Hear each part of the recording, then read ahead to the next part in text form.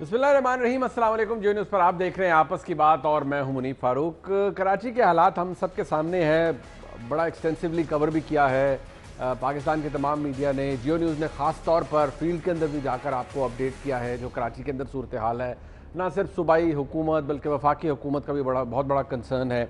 आज कुछ देर पहले भी आप देख रहे थे जब शिबली फराज साहब जो कि फेडरल इंफॉर्मेशन मिनिस्टर हैं वो प्रेस कॉन्फ्रेंस कर रहे थे तो उन्होंने कहा कि नासिर शाह साहब ने कहा है कि 10 अरब डॉलर चाहिए कराची के लिए। उन्होंने कहा 10 अरब डॉलर अव्वल तो है नहीं, अगर होते भी तो हम ना देते, बिकॉज वो 10 अरब डॉलर तो वो ओमनी अकाउंट्स में चले जाने हैं और कराची का फिर कुछ नहीं बनना।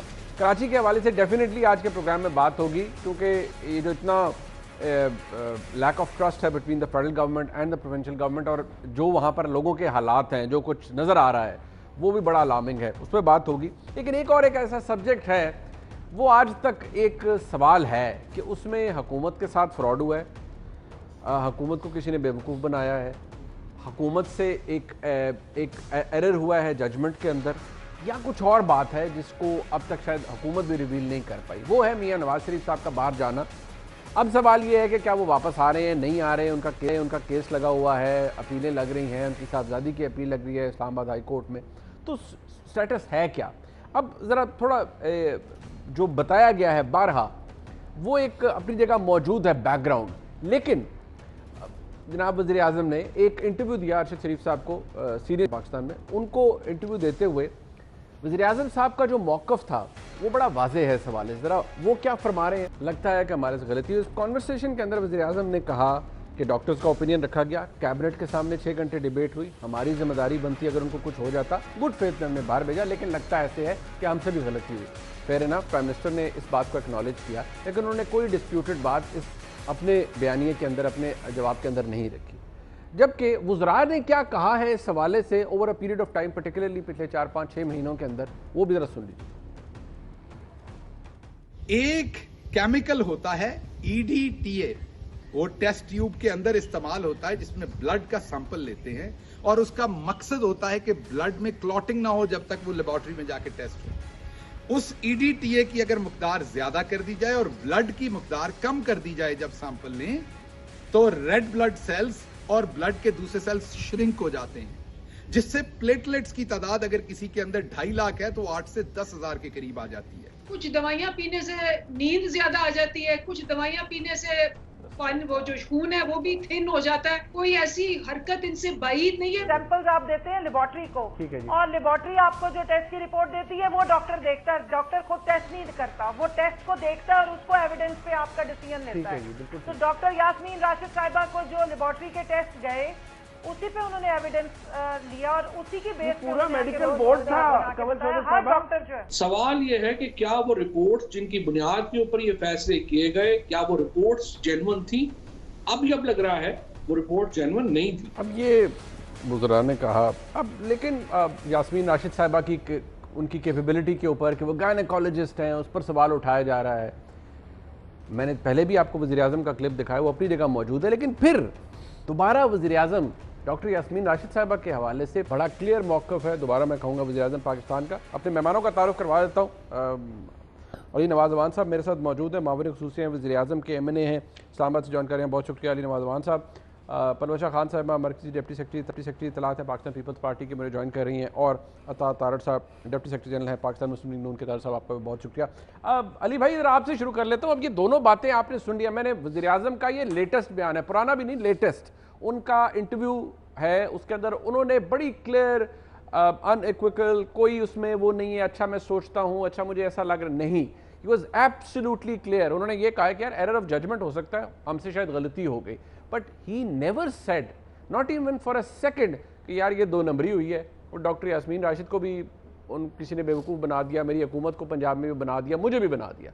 बट जो वुज़रा कोई ये कह रहा है, कोई कहता है जी वो गायनोकोलॉजिस्ट हैं, रिपोर्टें जाली हैं, फलान हैं, अब तसल्ली हो गई है तमाम लोगों की कैबिनेट के अंदर भी कि भाई रिपोर्टें शोटों का इशू नहीं है, एरर ऑफ जजमेंट हो सकता है, गलती हो गई। अच्छा, आपने अभी खान साहब का जो इंटरव्यू अरशद शरीफ साहब के साथ था उसकी आपने क्लिपिंग सुनाई है। बड़ी चीज के साथ उन्होंने बताई कि जो हमारा जजमेंट थी, जो कैबिनेट की जजमेंट थी, वो उसमें हमने एरर आया है, उसमें हमसे गलत फैसला हुआ है। पर जो भी जजमेंट होती है किसी फैक्ट एंड फिगर्स की बेस पे होती है। ये तो नहीं है कि मेरा अच्छा या बुरा जो मैं समझता हूँ उसकी बेस पे मैंने फैसला करना। जब भी फैसला किया जाता है वो फैक्ट एंड फिगर्स की बेस पे किया जाता है। और जो फैक्ट एंड फिगर्स प्रोड्यूस किए गए थे कैबिनेट में, और जो आज हम लोग अपना मौकफ रखते हैं, क्योंकि जैसे ही नवाज शरीफ साहब इलाज कराने इंग्लैंड पहुंचे हैं और जो अभी तक इलाज शुरू नहीं हुआ, और जो कहा जाता था कि उनका एक एक मिनट कीमती है, अगर उनका इलाज ना हुआ तो खुदा ना खास्ता उनके साथ कुछ भी हो सकता है। ठीक है, उसकी बेस पे जब अरशद शरीफ साहब ने उनसे सवाल किया था तो उसमें हम फील करते हैं कि हमसे गलती हुई है उस जगह पे, और उसकी जो मेन बेस है वो वही फैक्ट्स हैं। और हम कहीं समझते हैं कि कहीं ना कहीं फैक्ट्स एंड फिगर्स को कहीं ना कहीं मैनिपुलेट किया गया है, और उसके ऊपर हम इंशाल्लाह ताला आने वाले दिनों में कोई इंक्वायरी भी कंडक्ट करें। अच्छा, बट अली भाई बात ये है कि आपने कहा आपको लगता है कि मैनिपुलेट किया गया है, बट प्राइम मिनिस्टर साहब ने इस पूरे इंटरव्यू के अंदर, सबने सुना, उन्होंने तो कहीं नहीं कहा कि यार ये मुझे रिपोर्टों में बड़ा शक है कि डॉक्टर यास्मीन के भी दाग लग गया, मुझे भी लग गया है। उन्होंने ये ऐसी कोई बात नहीं की। उन्होंने ये जरूर कहा कि बोर्ड की रिकमेंडेशन हमारे सामने थी, लेकिन उन्होंने कहीं ये नहीं कहा कि मुझे मेडिकल बोर्ड पर शक है, मुझे रिपोर्टों के ऊपर शक है। He has never quoted this even at once, किसी जगह पर नहीं कहा। 2 घंटे का प्रोग्राम था अरशद भाई का साथ, खान साहब का, और उसमें बहुत ज्यादा वास्ट किस्म की चीजें थी, और हर एक पर्टिकुलर क्वेश्चन के ऊपर उनको क्रॉस क्वेश्चनिंग तो नहीं हुई।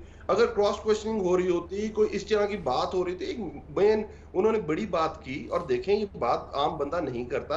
आपने देखा जहां से हमसे कोई भी इस तरह का मसला पेश आया हो तो prime minister is very open for it. आपने देखा होगा बीआरटी के इशू पे भी खान साहब ने क्या बात की थी जब वो बीआरटी की ओपनिंग पे गए थे पेशावर में।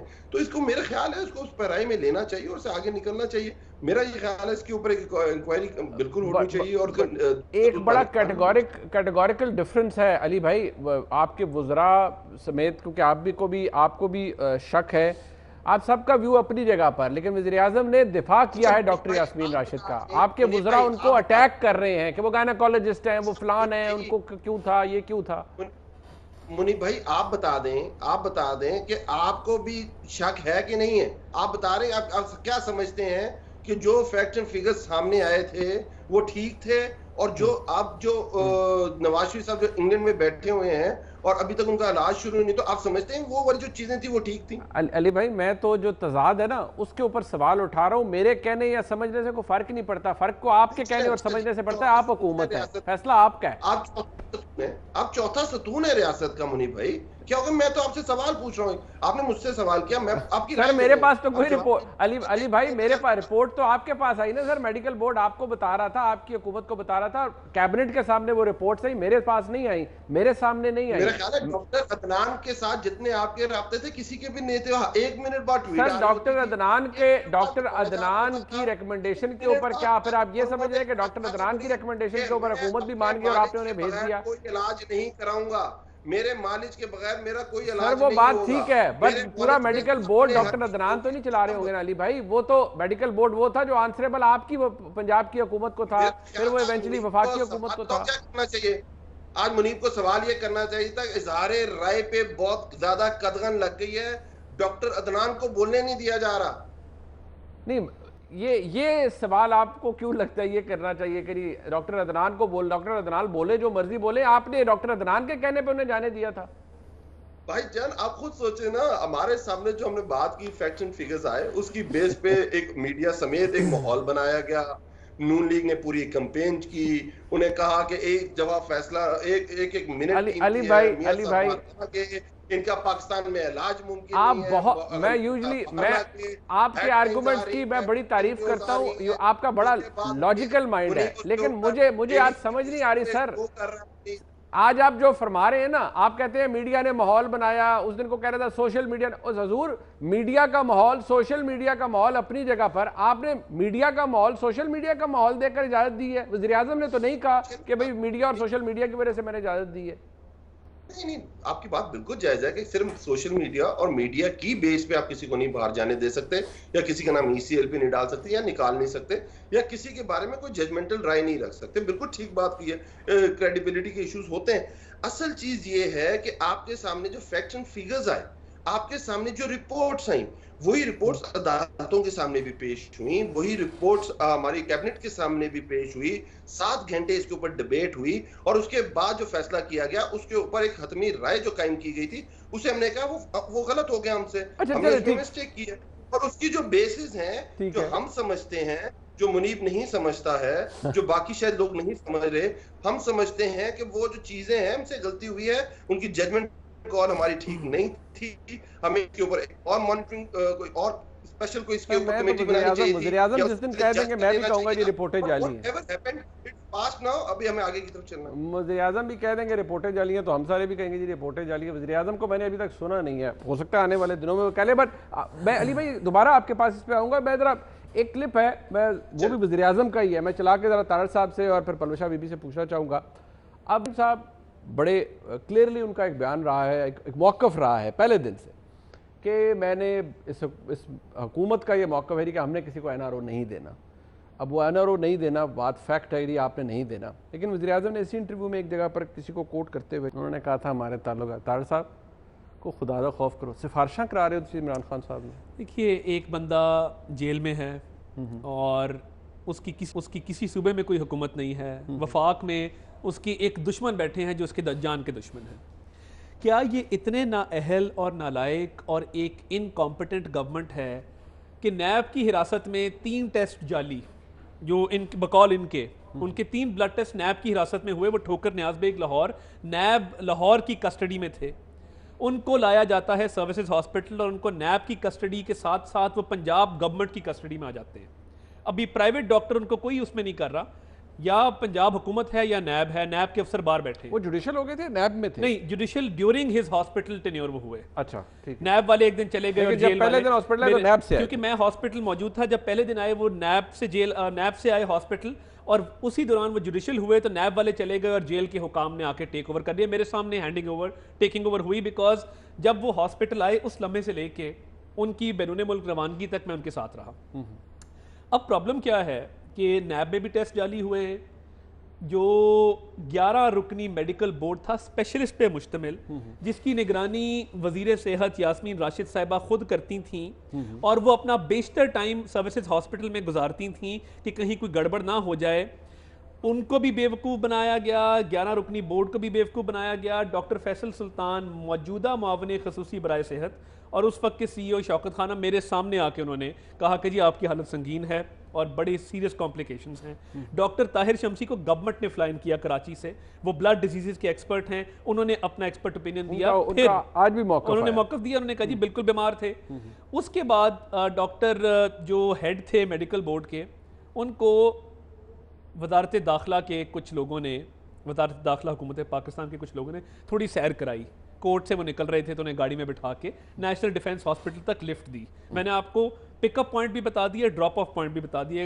ये आजकल सर्विस है ना जी, जो आप मोबाइल पे गाड़ी शाड़ी मंगवा लेते हैं, तो ये इंटीरियर मिनिस्ट्री ने भी शुरू की हुई है। अच्छा। तो उनको गाड़ी में बिठा के 2 घंटे पूछताछ की गई। वजीर आजम कहते हैं कि मैंने अपने ज़राए से चेक कराया। अब फैसल सुल्तान एक तरफ, यास्मीन राशिद एक तरफ, मेडिकल बोर्ड एक, फिर शमसी एक तरफ, अपने ज़राए वजारत दाखिला से भी इस चीज़ की सर्टिफिकेशन कराई और ख़ुद गवाही दी कि वाकई बीमार हैं। अब दूसरी तरफ प्रेशर था कॉन्स्टिट्यूएंसी का, जो इनके वोटर हैं जैसे भी हैं, उनका प्रेशर ये था कि आपका एहतसाब का नारा है, ये आप क्या कर रहे हैं। इन्होंने अदलिया पे डाला। Chief justice of Pakistan Asif Saeed Khosa को आना पड़ा और कहना पड़ा कि जनाब आपने जाने दिया है, हमने मोडेलिटीज़ तय की हैं। प्रॉब्लम ये नहीं है, प्रॉब्लम ये है मियाँ साहब बीमार थे। अब ये तो कहीं नहीं लिखा कि आप चहलकदमी नहीं कर सकते। अभी तो चहलकदमी पे इतना ये नवाज शरीफ फोबिया का शिकार हैं कि इनकी सियासत नवाज शरीफ के इर्द गिर्द घूम रही है। सर थोड़ा सा आप आगे चले, चहलकदमी एक वो तो एक बात का सब्जेक्ट है ना, उस पर मैं आता हूँ। I have got a very serious question to ask you on that. But ये जो अब वो शहबाज गिल साहब कह रहे हैं EDT है, उसका मिकदार ज़्यादा कर दें तो प्लेटलेट्स गिर जाते हैं। अब ये कोई आम बंदा को तो नहीं कह रहा, हुकूमत के लोग रिस्पॉन्सिबल हैं, अपनी अपनी जगह पर मौजूद हैं। अली नवाज अवान साहब is a same voice in PTI government. Even he believes, वो मुझसे पूछ रहे हैं कभी मैं क्या समझता हूँ, लेकिन ही बिलीव्स के रिपोर्ट मैनिपुलेट की गई हैं, ये पूरा केस मैनिपुलेट किया गया है। उनका मौक़िफ़ अपनी जगह मौजूद है। वो कहते हैं नहीं, हर सवाल का जवाब, वज़ीर आज़म इतना लंबा इंटरव्यू था, हर सवाल का वो पिन पॉइंट क्रॉस क्वेश्चनिंग नहीं हो रही थी, लेकिन कम से कम जो मुझे नहीं नजर आया, मैंने उनसे पूछा, लेकिन उन्होंने उसका दिफा ये किया कि भाई वज़ीर आज़म से हर बात पर क्रॉस क्वेश्चनिंग नहीं हुई। वज़ीर आज़म का भी उनके मुताबिक जो मुझे समझ है यही मौक़िफ़ है कि भाई इसमें कोई दो नंबरी है। देखिए, फिर तो पहली बात तो यह है कि गवर्नमेंट नाअहल और नालायक है। ये फेडरल गवर्नमेंट प्रोविंशियल गवर्नमेंट होते हुए ये बेवकूफ़ बन गए, नंबर 1। नंबर 2, जितने ब्लड सैंपल्स ड्रॉ हुए वो सिर्फ लैब टेक्नीशियन नहीं आता था या लैब असिस्टेंट नहीं आता था, 2 डॉक्टर्स की निगरानी में ब्लड सैंपल ड्रॉ किया जाता था, उनकी निगरानी में लैब तक पहुंचाया जाता था। तो क्या नैब वालों ने भी हेरा फेरी की? फिर नैब की भी तहकीकात करें। अगर पहले ब्लड टेस्ट 3 नैब में हुए, वहां पैनिक क्रिएट हुआ, उन टेस्ट के तहत उनको सर्विसेज हॉस्पिटल लाया गया। नैब में आपके सिंपैथाइजर मौजूद हैं। अच्छा जी, अगर हमारे सिंपैथाइजर हैं तो इससे आगे हमें और क्या चाहिए? सारे केस हमारे खिलाफ हैं। हमजा शहबाज शरीफ साहब को 1.5 साल हो गया है, शहबाज साहब के खिलाफ रेफरेंस तैयार है, कभी भी छापा मार देते हैं। सारे केसेस जो हैं वो मुस्लिम लीग नून के खिलाफ हैं। इनके रेफरेंसेस बने हुए जो हैं वो कोल्ड स्टोरेज में पड़े हैं, वो स्टोर रूम की जीनत बने पड़े हैं। अभी आपने कहा कि जी किसी के चहलकदमी पर एतराज़ नहीं होना चाहिए, चहलकदमी वाकई एतराज़ नहीं होना चाहिए, लेकिन चहलकदमी कपल्ड विद दिस, अब राना सनाउल्लाह साहब very senior leader of PMLN, वो क्या कह रहे हैं मियाँ साहब, मियाँ नवाज शरीफ साहब की वापस आने के हवाले से? ज़रा तारड़ साहब इसका मुझे जवाब चाहिए। इसके 2-3 मतलब है। एक तो ये तारड़ साहब कि ठीक हो भी जाए तो नहीं आना जब तक हालात साजगार नहीं होंगे। दूसरी ये कि भाई जब तक इस हुकूमत का बट्ठा नहीं बैठेगा तब तक हम नहीं आएंगे। ऊपर से फिर ये तस्वीर नई नई जारी हो जाना। एक चले कानूनी पोजीशन वो और जगह, 3 दफ़ा वज़ीर आज़म ने कोई अखलाकी रिस्पॉन्सिबिलिटी भी तो होती है ना तारड़ साहब। एक तो पहली बात ये है कि हम medical reports Lahore high court में हमने अंडरटेक किया था कि पीरियडिकली जमा कराएंगे। 28 जुलाई की आखिरी रिपोर्ट जमा है, कल भी इस्लामाबाद हाई कोर्ट में रिपोर्ट जमा कराई है। हम बाकायदगी के साथ उनकी रिपोर्ट है, डॉक्टर लॉरेंस का लेटर होता है। नहीं, देखिए वो हाई कमीशन से टेस्ट होता है, वो नोटराइज होता है, प्रॉपर लीगल प्रोसीजर्स के तहत आता है। Does it have like tests like lab tests? जी, देखिए हमने उसमें इनको होल्टर का टेस्ट जो उनका हुआ था वो शामिल किया, उनके बाकी स्कैन शामिल किए, वो ओवर पीरियड ऑफ टाइम हम देते रहे हैं।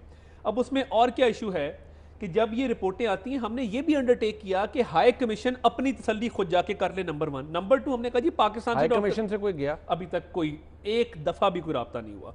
दूसरी बात ये है कि वो जाने से पहले ये कह के गए थे और ये उन्होंने बकलम खुद कहा कि जी मैं सेहतयाब हो जाऊँ, मैं एक घंटा भी इजाफी यहाँ रुकना नहीं चाहता।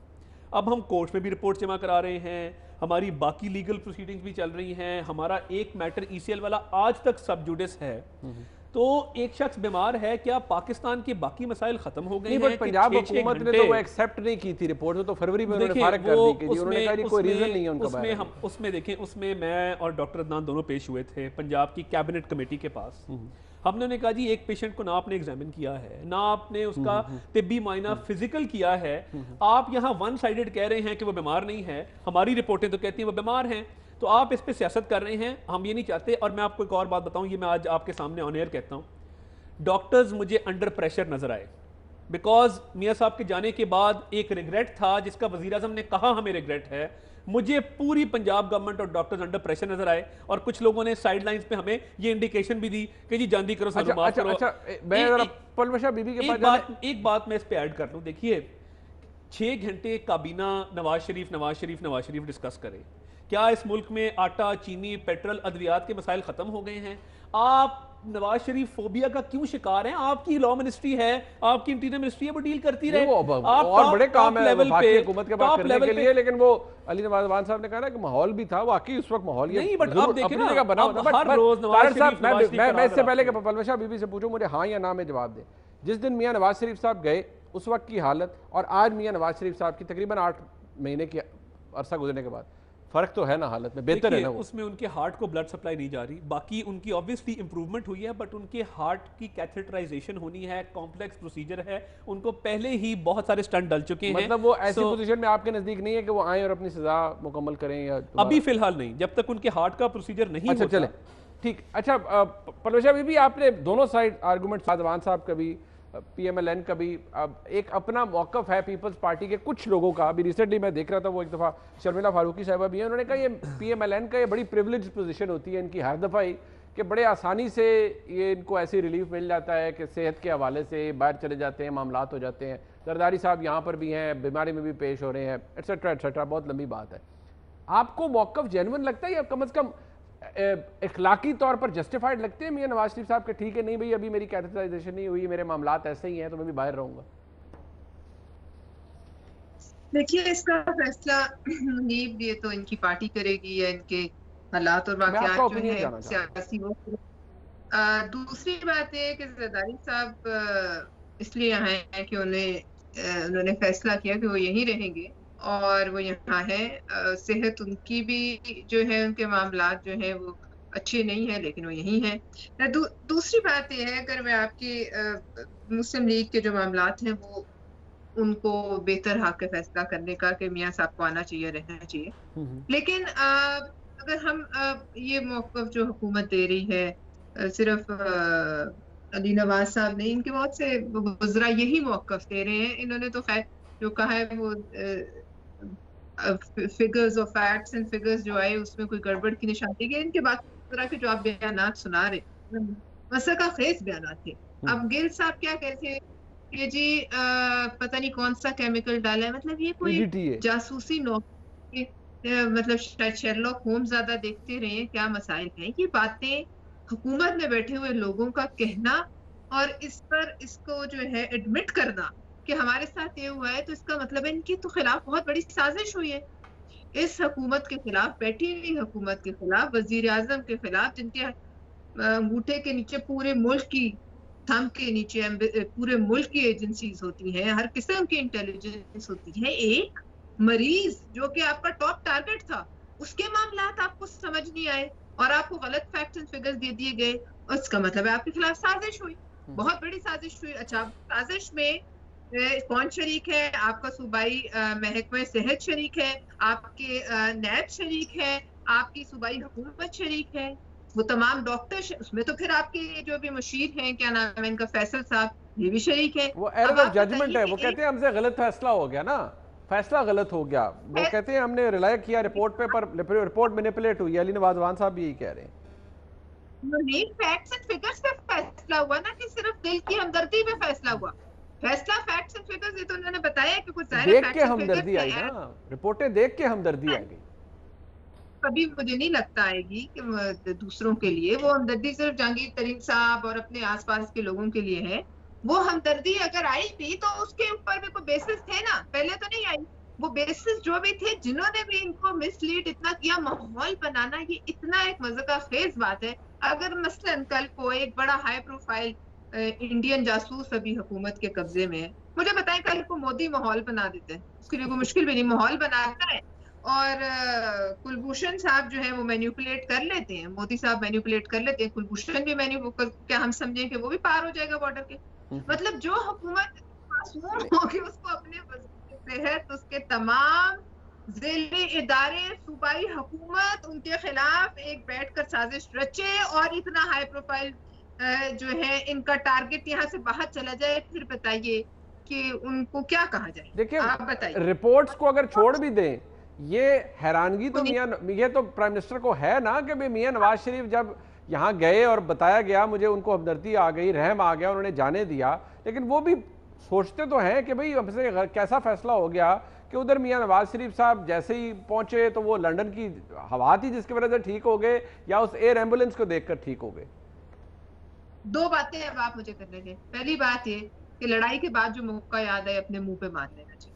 दूसरी बात ये कि अगर ऐसा हुआ है और ये साजिश रची गई और वाकई ये लोग इसमें मासूम है और वो चले गए, तो मुझे बताइए ऐसे मासूम और ऐसे लोग इनको पता भी नहीं चला और किसी ने मियां साहब को एनआरओ दे दिया, इनको पता भी नहीं चला, और जो बादशाह है वो कोई इंटरनेशनल बादशाह नहीं है, आप समझा करें, वो बादशाह यही है। बादशाहों ने उनको इजाजत दे दी, इनको पता भी नहीं चला, और ये आज हम सबको कहते हैं कि आप एनआरओ मांगे। कौन काफिर एनआरओ ऐसे लोगों से? बताइए क्या मांगेंगे? सबसे पहले तो अभी तारगी का रोना रो रहे हैं ये लोग लगातार कोरस में, उसको हम सुन रहे हैं और हम खुदा की शान देख रहे हैं। अच्छा, ये यानी कि आपको कोई डोमेस्टिक मामला लगता है? चले वो अली साहब रिस्पॉन्ड करेंगे, एक ब्रेक शामिल कर लेते हैं, इधर थोड़ी कराची के हवाले से भी बात होगी और इस आप रिस्पॉन्ड करना चाहे तो जरूर करेंगे। एक ब्रेक के बाद हमारे साथ रहिएगा।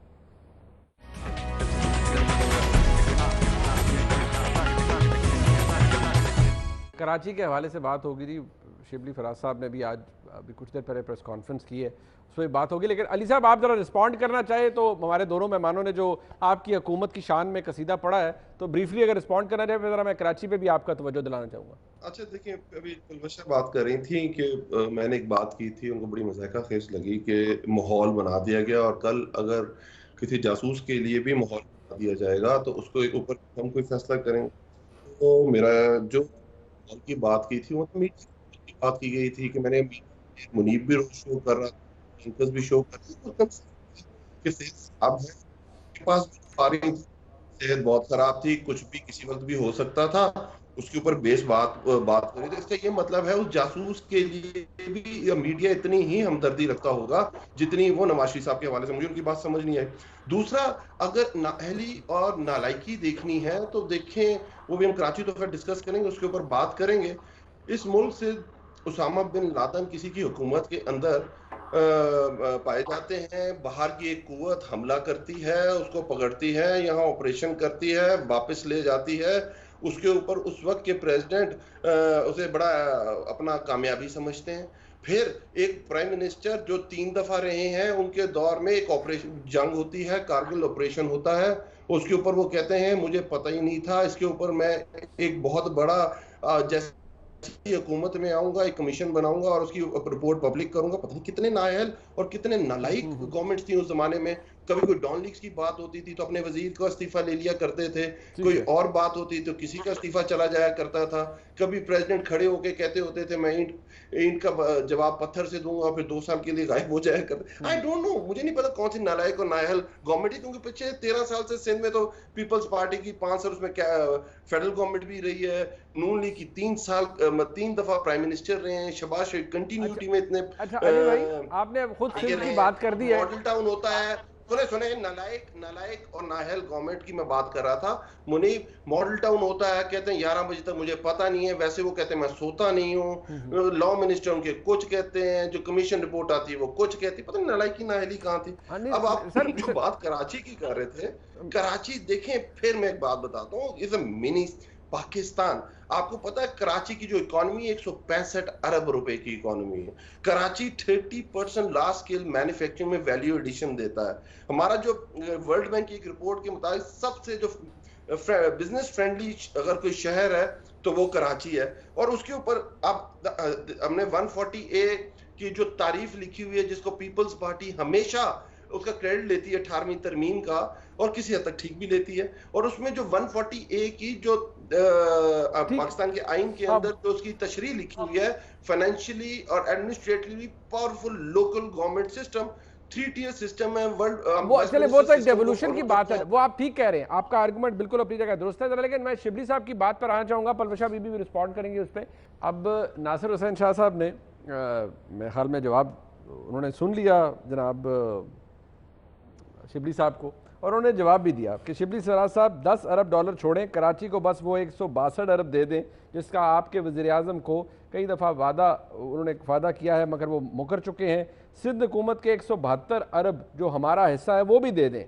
कौम को गुमराह करने का अगर कोई नोबेल प्राइज़ होता तो आपकी हुकूमत को मिलता। अच्छा, सबसे पहले अली साहब ज़रा ब्रीफली बताइए ज़रा वक्त कब है, इतनी बेएतबारी, वो 10 अरब डॉलर मांग रहे हैं, चले आपने कौन सा दे देने थे, लेकिन आपने झूठे मुंह में आपने कहा देने ही नहीं, अगर होते भी तो ना देते आपको, क्योंकि आप लोगों ने खा जाने थे। इतनी मतलब हालात ख़राब हैं। अब देखिए, मैं यही बात करने लगा, मैं यही बात कर रहा था मुनीब, अगर मेरा आर्गुमेंट पूरा हो जाता तो 3 टियर सिस्टम है। फर्स्ट वन जो लेजिस्लेटर है नेशनल लेवल पे है, द सेकंड लेजिस्लेशन सिस्टम जो प्रोविंशियल लेवल पे है, थर्ड लोकल गवर्नमेंट सिस्टम है जिसको आपने एम्पावर करना है, और जिसमें वेस्ट मिनिस्टर सिस्टम जो डेमोक्रेसी है वो फ्रूटफुल होती है।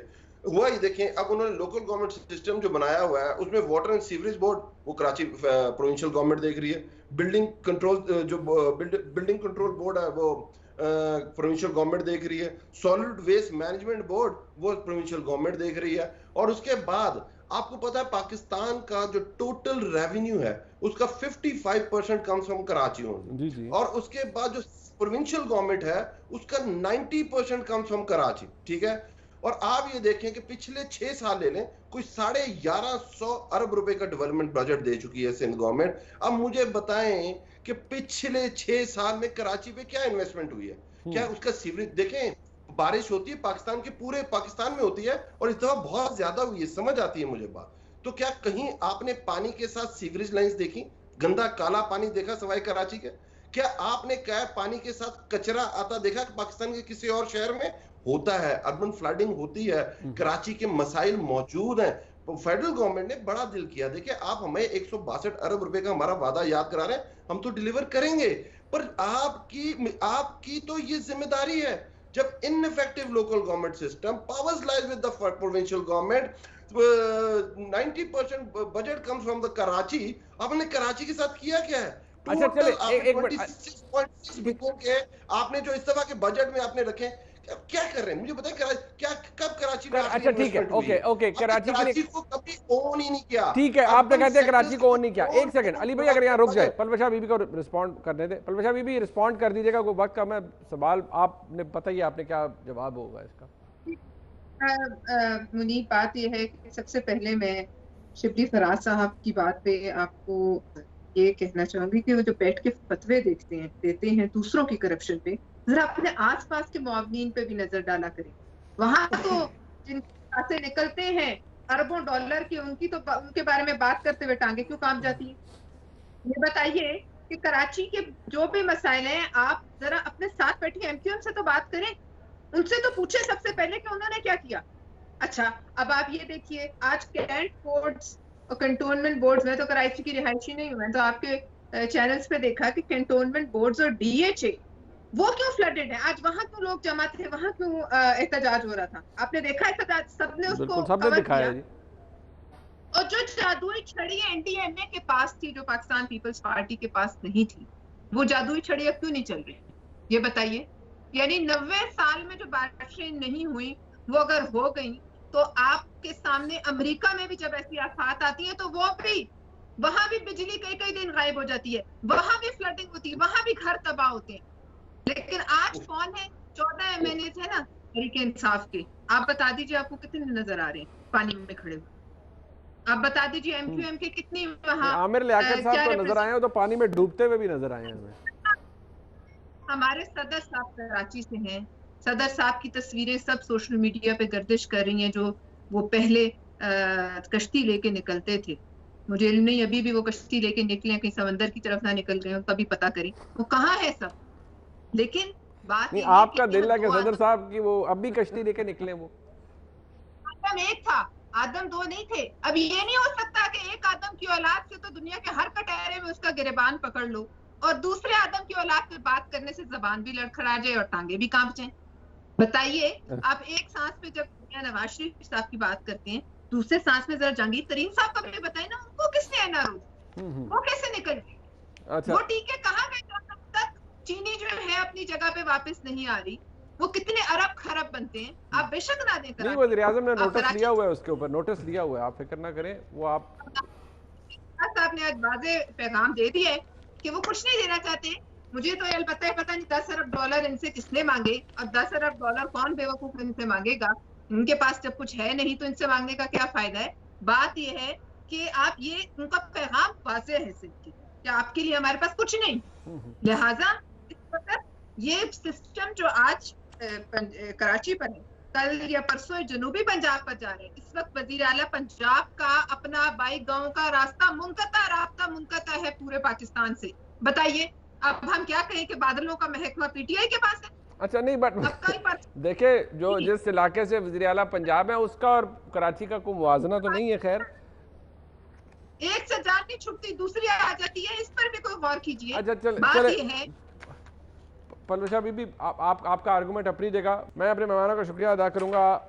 प्रोग्राम में एक ब्रेक शामिल करते हैं। पोलियो आज भी एक मसला है पाकिस्तान के लिए। दुनिया में 2 ममालिक ऐसे हैं जहाँ पर अब भी पोलियो है, पाकिस्तान उनमें से एक है, बदकिस्मती से। क्यों है?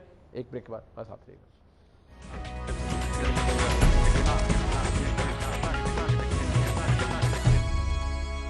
बदकिस्मती से पाकिस्तान में पोलियो आज भी एक बहुत बड़ा मसला है। अभी रिसेंटली अक़वाम मुत्तहिदा की तरफ से एक ट्वीट भी की गई जिसमें बताया गया है कि पाकिस्तान के अलावा अफ़गानिस्तान शायद एक मुल्क अब ऐसा रह गया है जहाँ पर अब भी पोलियो एज एन एंडेमिक मौजूद है। उसकी वजह मिस इन्फॉर्मेशन बताई जाती है।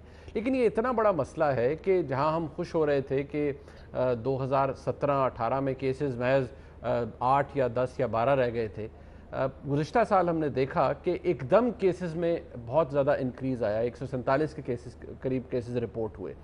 जहां पूरी दुनिया पोलियो फ्री हो रही है, पाकिस्तान में अब भी ये प्रॉब्लम मौजूद है और इसकी अहमियत इतनी ज़्यादा है, इसका ख़तरा इतना ज़्यादा है कि अभी आपने देखा कराची में बारिशों से जो अर्बन फ्लडिंग हुई, लोग बड़ी परेशानी में मुब्तला हैं आज भी। एक खातून जिनके बारे में बताया जाता है, 42 साला खातून थी, नुसरत गालिबन उनका नाम था, वो जाँ बहक हो गई महज इस वजह से कि जब सब उन्हें निकालने की कोशिश कर रहे थे या फैमिली को एवैक्यूएट कर रहे थे, तो वो शायद अपनी जगह से, क्योंकि वो पोलियो की मरीज़ थी, वो हिल नहीं पाई या मूव नहीं कर पाई और उनको मदद नहीं प्रोवाइड की जा सकी और वो उस हादसे का शिकार हो गई। ये तो एक किस्सा है या एक वाक़या है जो कि हम आपके सामने बयान कर रहे हैं। ऐसे अनगिनत वाक़यात होंगे जहाँ पर इस डिसेबिलिटी की वजह से लोग किसी न किसी मसले का शिकार हुए हों, किसी न किसी हादसे का शिकार हुए हों। आज भी पाकिस्तान में प्रॉब्लम क्यों मौजूद है और इसका तदारुक कैसे हो सकता है? मेरे साथ मौजूद हैं प्रोफेसर डॉक्टर अशा, नामवर ऑर्थोपेडिक सर्जन है और प्रेसिडेंट है PMA के। डॉक्टर साहब बहुत शुक्रिया। डॉक्टर साहब, मैं अगर आसान ज़बान में पूछ पाऊँ आपसे, तो पाकिस्तान में या पाकिस्तान को ये पोलियो फ्री बनाने के लिए अब रुकावट क्या है आपके नज़दीक और इसका हल क्या है? Thank you very much Munib. एक तो मैं समझता हूँ कि आज जैसे मीडिया किरदार अदा कर रहा है, और आपको भी याद होगा माशाल्लाह इतने अर्सा से आप मीडिया के साथ ताल्लुक़ रखे हुए हैं, कि इस अहमियत को आपने भी आज जिस तरीके से उजागर किया, गालिबन हमने लोगों तक ये पैगाम पहुँचाया ही नहीं था। हमसे मुराद हमारी एसोसिएशन हो सकती हैं, हमारा जो है मीडिया हो सकता है, इसके अंदर हुकूमत है, और मैं चूँकि समझता हूँ कि ये सारी जिम्मेदारी हुकूमत की है कि हुकूमत has to be the leader, government has to be the captain, और उसी ने ये सारा जो है बाहर उठाना है और उसी की ये कमिटमेंट है जिसके साथ है। आई अंडरस्टैंड कि हमारी सोशल कमिटमेंट्स भी हैं, अवाम की कमिटमेंट्स भी हैं, वालदैन की भी कमिटमेंट्स हैं इसके साथ, लेकिन इस चीज़ का अहाता करना, इस चीज़ का बावर करवाना और इसकी सिग्निफिकेंस और इम्पोर्टेंस के लिए बताना, ये गालिबन हमारे सब दोस्तों का मिल गई है, और हुकूमत has to be in a leadership जो कि उसको लीड करना चाहिए उसके लिए। तो मेरे ताईं ये है कि, और दूसरा जो मैं समझता हूँ कि इस हमारी इंफॉर्मेशन और उसके अंदर कोई ना कोई कोताही है, और अभी तक कम अज़ कम ऐसी चीज़ें कम हैं कि जो अवामुन्नास को अच्छे तरीके से हम नहीं समझा पाए कि what this all disability is. और दूसरा मैं समझता हूँ कि वो हमारे जो रुझान, और आप जानते हैं कि मतलब अगर हम भी उसामा बिन लादेन वाला जो किस्सा हुआ, और उसके अंदर जो था एकदम से बहुत बड़ा इसको सेटबैक मिला, not only in Pakistan, Africa के अंदर भी इसके मसाइल हुए, और जो इन लोग इंटरनेशनली इसको लीड करते हैं, उस वक्त के प्रेसिडेंट ऑफ स्टेट्स ओबामा के साथ उन्होंने इसका जो था वो उन्होंने इतराज़ भी उठाया और उसको कंडेम भी किया कि ये आप लोगों ने ठीक नहीं किया कि एक पोलियो की वबा जो कि दुनिया के अंदर हम कदरे उसको कंट्रोल करते जा रहे थे, आप लोगों ने एक हमारा अदम तहफ़्फ़ुज़, एक जो कॉन्फिडेंस बिल्डिंग होती है यूनिसेफ की तरफ से या आलमी इदारों की तरफ से, NGO की तरफ से, गवर्नमेंट की तरफ से, उसको एक थोड़ा धचका लगा। हैविंग सेड कि इन सारी चीज़ों के साथ अगर हम देख भी लें, तो मैं समझता हूँ कि हमारी गालिबन जो सोशल कमिटमेंट है, उसके अंदर अभी तक उस तरह का सीरियसनेस नज़र नहीं आ रही जैसा कि होना चाहिए कि पोलियो को हम पाकिस्तान को, अपने इस वतन को जो है पोलियो फ्री बना सकें। आपने बिल्कुल दुरुस्त कहा कि एक अभी कराची के अंदर जो बारिश हुई और उसके साथ, अब वो घर तो जानता है, वो घर जिसके अंदर पोलियो अफेक्टेड बच्चा है, दे कैन रियलाइज कि व्हाट इट ऑल इज, लेकिन वो लोग जो कि किसी पोलियो के साथ या ऐसी किसी फिजिकल डिसेबिलिटी से नहीं गुजरते, उनके लिए बिल्कुल वैसी है जैसा कि हमने कोविड कोरोना के अंदर लोगों के रवैये देखे कि जी कोरोना वरोना तो है कोई नहीं है, ये खाम का हुकूमत और डॉक्टर्स का रोना डाला हुआ है, otherwise there is no corona at all. Similarly stands true for polio. Munib साहब, पोलियो के अंदर भी, और हमारे जो KPK और हमारा जो पोरस बॉर्डर है अफगानिस्तान से आने वाला, और नॉर्मली देखा यही गया है कि वहीं से हमारे केसेस जो आते हैं, तो अफगानिस्तान भी, पाकिस्तान के अंदर भी हम लोगों को एक चीज़ समझने की ज़रूरत है कौमी तौर पे, मुआशी तौर पे और मुआशरती लिहाज से, मैं समझता हूँ सोशल सोसाइटी को, कि मजहब और health, we have to differentiate between these two things, और उसको जब तक उससे हम डिटैच करके चीज़ों के साथ नहीं देखेंगे, और आजकल यूनिसेफ बड़ा काम कर रही है कि रिलीजियस हार्मनी की, फेथ हार्मनी की खातिर, और उन सबको जो है हमारे अकाबरीन हैं उनको ऑन बोर्ड लेके, and every corner, every subject, and हर शख्स को जो है, हर सोसाइटी को इसके साथ मिलके काम करना होगा। जब हम इसके लिए काम करेंगे, लोगों को बताएंगे कि पोलियो के सिर्फ 2 कतरे हैं, 2 कतरे हैं, जो कि आपके बच्चों की और आपके बच्चों की मुराद ये है कि फिर पूरा खानदान है। और मैं समझता हूँ कि ये पूरा खानदान कोई एक खानदान नहीं है, ये पूरा मुआशरा और पूरी कौम है जिसके साथ हम सेहतमंद और एक अच्छा मुआशरा जो उसकी बुनियाद रख सकते हैं। So these are basically the factors. और अगर मजीद मैं इसको टेक्निकलिटीज की तरफ आऊँ तो आप मतलब बेहतर जानते हैं कि एक ज़माना था कि हमारे यहाँ जो हिफाजती टीका जात के मराकज़ हुआ करते थे पूरे ये, और ये यूज्ड टू बी इन मतलब के एक जो हमारी बनती थी छोटी रीजन, उसके अंदर ये मौजूद हुआ करते थे। अब जो है एक सिर्फ कंपेन चलती है, कंपेन के साथ नो डाउट के कंसर्न इंस्टीट्यूशन बहुत कोशिश करते हैं कि उसके साथ किया जाए, लेकिन मैं समझता हूँ प्रैक्टिकली कि इसके साथ जितना भी हम कर लेंगे गालिबन ये उस तरीके से अभी कम होगा निस्बतन उसके कि जब हम स्टैटिक और हर यूनियन काउंसिल के अंदर जो है हिफाजती टीका जात के मराकज़ कायम कर देंगे तो यकीनन उससे बेहतर होगा। ठीक ठीक, बहुत शुक्रिया प्रोफेसर डॉक्टर अशरफ निज़ामी साहब हमारे साथ मौजूद थे। डॉक्टर साहब ने यकीनी तौर पर इसकी अहमियत के हवाले से बताया, जो मसाइल हैं अवेयरनेस के हवाले से या लोगों को नॉलेज के हवाले से, उसके हवाले से भी बात हुई। ये एक मर्ज़ है, इसकी सीरियसनेस का अंदाज़ा कीजिए, अपने बच्चों को पोलियो के कतरे पिलाइए, इसका और कोई हल नहीं है। और इसकी अच्छी बात सिर्फ ये है कि आपके पास इसके लिए दवा मौजूद है, पोलियो के कतरे। अपने बच्चों को ये पोलियो के कतरे ज़रूर पिलवाइए। आज का प्रोग्राम आपने देखा, फीडबैक ज़रूर दीजिएगा। देखने का बहुत शुक्रिया। खुदा हाफ़िज़।